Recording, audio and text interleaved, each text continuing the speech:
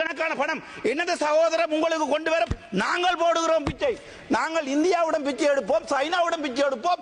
எடுத்த பிச்சையிலே ஒரு 0.01% பிச்சை தான் எங்களுக்கு போடுவோம். அந்த பிச்சையை ஜனாதிபதி அவர்கள் வந்து சொல்லுவார், இந்த வடக்கு மாகாணத்துக்கு பிச்சை போட்டிருக்கேன், பிச்சையிலும் பிச்சை எடுப்பானாம் ஆண்டி பிச்சை, அதுக்கு பிறகு போடுவானாம் ஒரு பிச்சை. இது ஒரு கேவலமான சிலையா.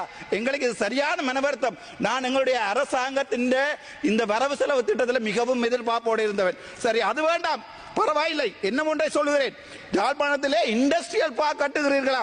300 மில்லியன், மொத்தம் 500லே 3 இடங்கள், அதுல 300 மில்லியன் இருக்கிறதா? அது எவ்வளவு தெரியுமா? மொத்த உங்க கைத்தொழிலுக்கு போட்ட அந்த மொத்த செலவினத்தின் 1.54 வீதம்.